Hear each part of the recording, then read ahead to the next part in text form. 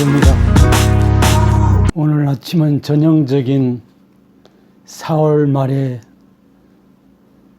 늦봄의 풍경을 창너머로 볼 수 있습니다. 그리고 여러 가지 복잡 미묘한 사건들이 터지고 있고, 특히 북한 문제가 심상치 않은 가운데서 국내에서는 지난 4.15 총선 과정에서 재난지원금에 대한 국민한테 100% 지원한다는 공약 아닌 공약과 관련해서 정부, 여당, 국회 간에 이해가 첨예하게 충돌되는 가운데서 해결책을 찾기가 전혀 간단해 보이지 않은 상황이 국민을 좀 서글프게 하고 있다라고 여러분한테 말씀드릴 수 있을 것 같습니다. 오늘 여러분한테 말씀드릴 주제는 코로나 사태 이후 IMF 이상의 장기 불황과 정부의 위기 대응 능력이라는 주제로 여러분한테 말씀을 드려보겠습니다. 최근 긴급재난지원금이 소득 하위 70% 지급과 전국민 지급을 놓고 정부와 여당이 옥신각신하더니 고소득층이 자발적 기부를 전제로 모든 국민에게 지급하는 쪽으로 잠정 결정된 것으로 알려져 있습니다.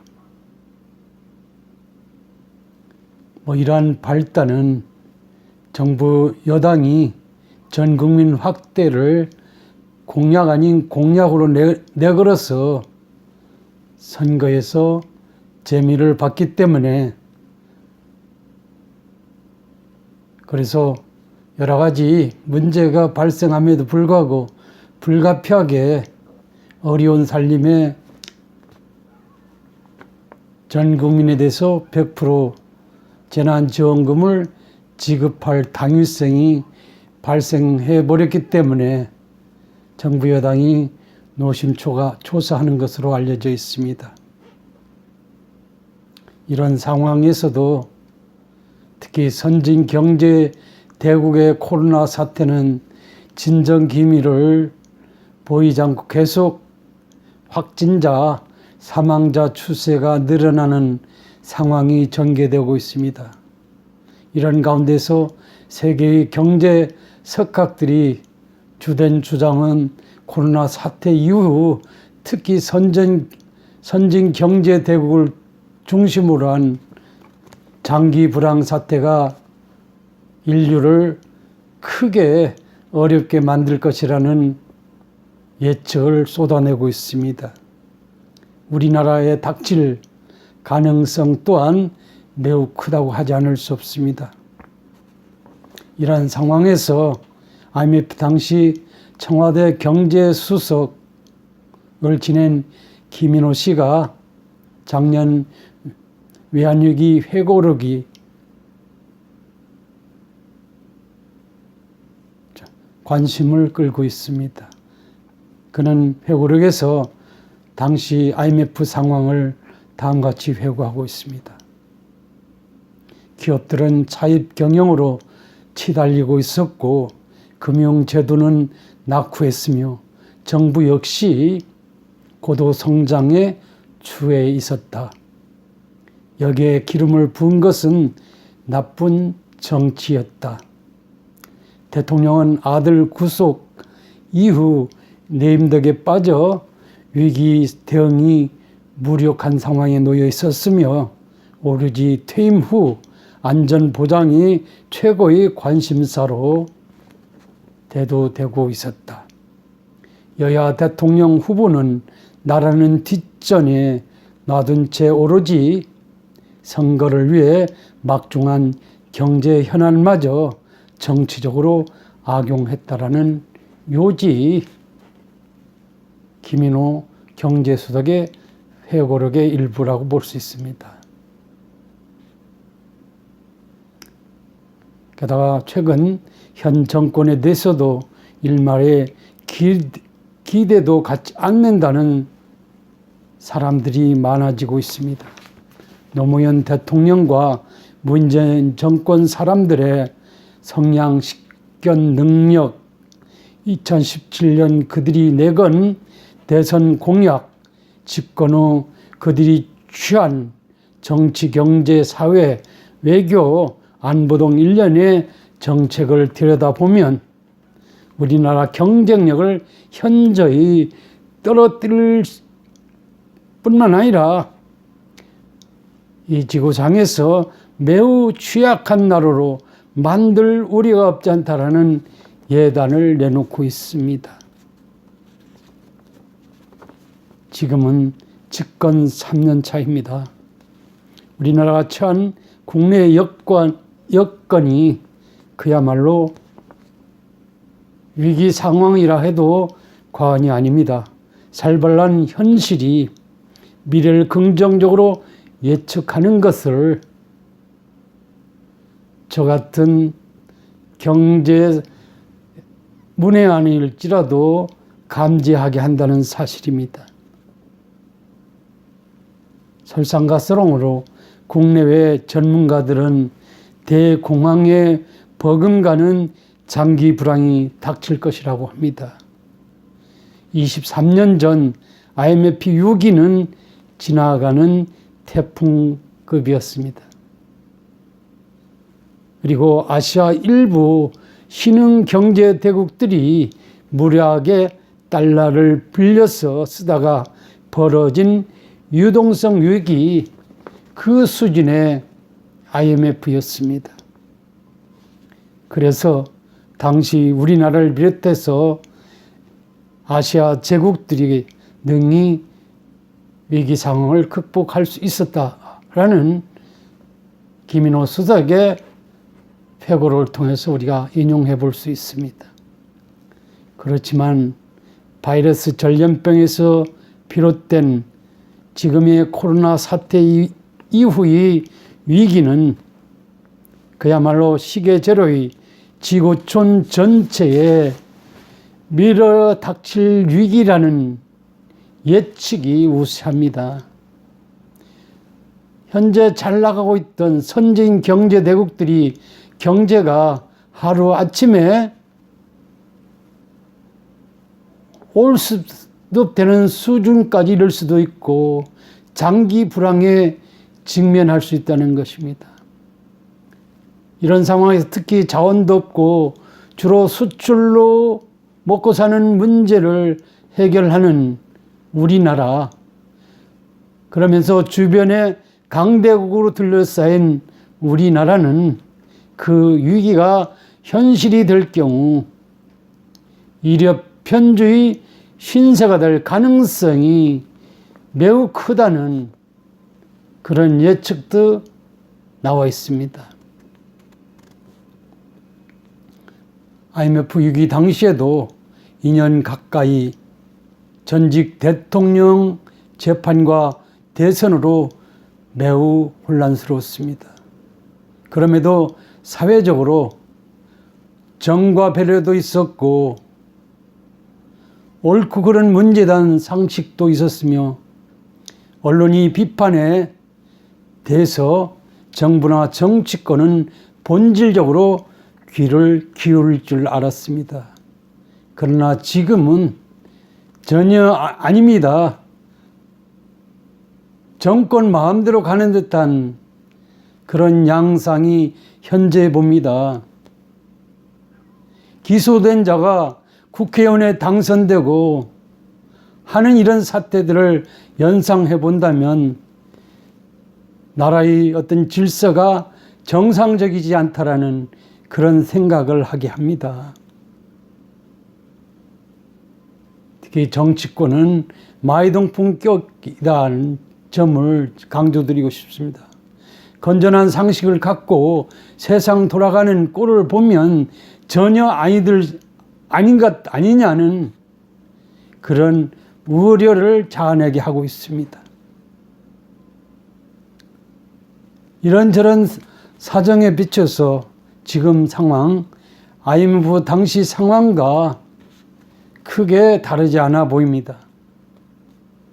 탄핵 정국을 거쳐 정권이 집권하자마자 계속되는 적폐 수사로 나라는 좌우로 두둥강이 나 있는 형국입니다. 공정과 정의를 강변하면서도 스스로는 그것들을 뭉개버리는 듯한 조국 사태라든지 위헌 논란이 제기되는 가운데서 경찰력에 의한 집권을 위한 공수처의 설치 시도라든지 지방선거 개입 논란 등 도대체 상식에 안 맞는 일들이 연이어 터지거나 발생하고 있습니다. 민주주의, 법치주의, 정당주의가 흐느적거린다고 말할 수 있을 듯합니다. 잘못된 공직선거법 개정으로 무려 30여 개 정당이 총선 전국에서 난립하여 대한민국이 민주공화국에서 정치공화국으로 변질해버리는 그런 어처구니 없는 양상도 드러내 보여주었습니다. 집권 세력이 도덕적 불감증도 점점 커지는 형국입니다.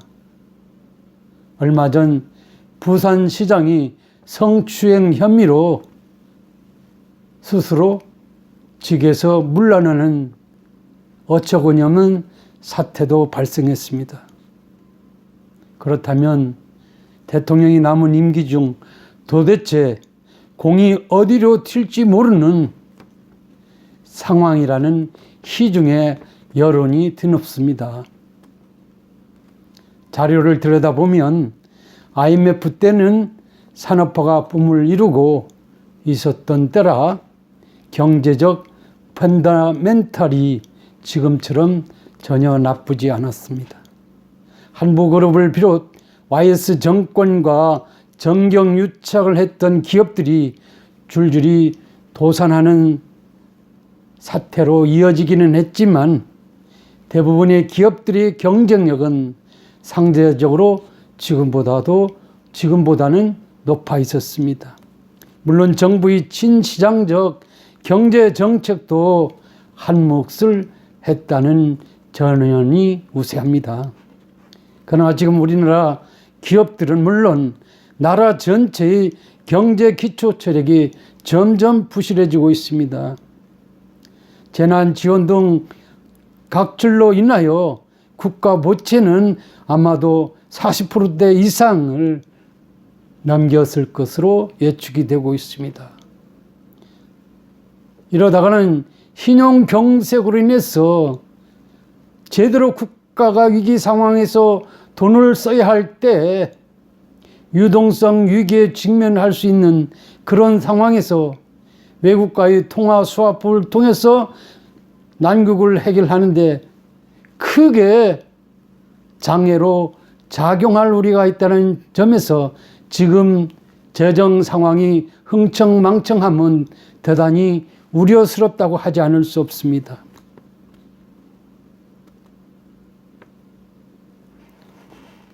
코로나 사태 이후 불가피하게 천문학적 돈을 다 쏟아부어야 하는 경우라면 우리 국가 경쟁력은 건전해야 맞습니다. 지금 우리가 코로나 사태가 진행 중인 와중에서 이후에 국가적 차원에 쓸 용도가 많음에도 불구하고 여러 가지 혼란 속에 빠져 있는 것 전혀 예사롭지 않습니다. 유동성 위기에 대처할 공신력이 무너져 내리는 상황이 되면 그리고 전문가들의 예측처럼 장기 불황에 빠져들 경우 국가의 경제 위기는 불을 보듯 뻔해 보인다는 말씀을 드리고 싶습니다. 1997년 IMF 때만 해도 우리나라는 한강의 기적을 이룬 나름대로 성공한 신흥 경제대국이었습니다. 중국, 러시아가 우리 경제력에 기대려고 했습니다. 특히 등소평은 우리나라 경제개발계획 모델을 중국 경제개발의 지표로 삼기까지 했습니다. 미국, 일본은 든든한 우리 우방이었습니다. 그래서 IMF가 터졌으나 그들이 앞장서서 통화 스와프 등의 지원을 함으로써 우리나라가 아직까지 이만큼 성장, 발전해오는 계기가 굳어졌다고 볼 수 있습니다. 그렇다면 지금 상황은 어떤가요? 기세등등한 중국은 우리를 괄시하고 속국시하고 있으며 러시아도 우리 편이 아닙니다. 심각한 것은 미국, 일본도 예전 같은 우방이 아니라는 엄연한 사실입니다. 특히 현 정부 들어 준기축통화국이라 할 수 있는 일본과는 앙숙 수준에 이르러고 있습니다. 지금 상황에서 만약 우리나라가 장기 불황 속에서 유동성 위기를 맞을 경우 과연 일본은 우리 편이 돼주지 않을 것이라는 것이 확연해 보입니다. 미국이나 일본 누구도 IMF 때처럼 쉽게 접근하여 우리 어떤 문제를 도우는데 일조하지 않을 것이라고 봐집니다. 물론 중국에 가까우니까 중국이 대신할 것이라고 간단히 말할 수 있습니다. 그렇지만은 여러분 아시는 바와 같이 중국은 세계화 덕에 따라서 외국 기업 투자에 의해서 지금 그만큼 경제가 활성화됐는데 여러분 아시는 바와 같이 역세계화 추세에 따라서 미국, 일본 등의 선진 경제 대국의 기업들이 본국으로 환원되는 상황이 일반화되는 것이라는 예측이 가능한 상황에서 본다면 중국이 우리를 도울 정도로 경제 펀더멘털이 안전한지는 예측을 불허합니다. 아마도 중국도 그런 상황에서는 코가 석자인 것은 우리나라와 한 가지일 것이라는 그런 예단을 감히 여러분한테 말씀드려 봅니다. 그렇다면 이런 상황에서 우리가 난국을 이끌어갈 리더십은 현재 정상적으로 작동하고 있는지가 국민 모두의 관심사일 것입니다. IMF 때만 해도 김대중 대통령은 보수 진보를 합친 소위 탕평 정부를 구성하고 국민을 하나로 통합하면서 금모기 운동 등을 통해서 난국을 극복해 나갔습니다. 지금처럼 재난지원금 운운하면서 돈을 푸는데 급급했던 것이 아니라 절약하면서 미래를 예측하고 문제를 해결하려는 어떤 올곧은 리더십을 보여줬다는 점에서 지금의 리더십과 대비된다고 말씀드리지 않을 수 없습니다. 여러분 아시는 바와 같이 지금은 김대중 대통령이 치세와는 전혀 딴판으로 가고 있습니다. 특히 나쁜 정치가 모든 것을 주물러대는 상황입니다. 대통령 리더십은 온데간데 크게 크로즈업되어 있지 않습니다. 또 그러려고 하지 않은 듯합니다. 게다가 대통령도 총리도 장관들도 국민이 공감할 위기 대처 능력을 필요한 때, 국민이 원할 때 보여주지 못하고 있습니다. 재난지원금 하나 스마트하게 해결 못하는 나라 시스템으로 비춰지는 것 우려스러울 뿐입니다. 특히 정부 여당 모두 총선 압승에 도취해 있는 듯합니다. 나라가 이렇게 되든 말든 정권만 영속하면 그만이라는 속내를 드러내 보이기도 하고 있습니다. 국민은 안중에도 없습니다. 한 가게 100만 원 재난 지원금 전 국민의 주냐 마냐로 티격태격하는 리더십의 부재를 여실히 드러내 보이고 있습니다. 왜? 난국에는 위기 대응력이 강한 리더십이 출연가, 그리고 그런 리더십을 확고히 뒷받침할 정부의 존재가 왜 필요한지 이 시점에서 국민 모두는 한번 되돌아보고 질타하고 강력히 요구할 필요가 있지 않느냐는 것입니다. 대한민국은 유구한 역사와 전통을 가진 민주공화국이고 국민이 어떤 위기에 대처할 수 있는 어떤 근성을 가진 그런 나라이기 때문에 리더십의 역할을 대단히 중요하다고 보아서 감히 그런 주장을 여러분들한테 말씀드려 봅니다. 코로나 잘 견뎌내시고 건강에 유의하시기 바랍니다. 감사합니다.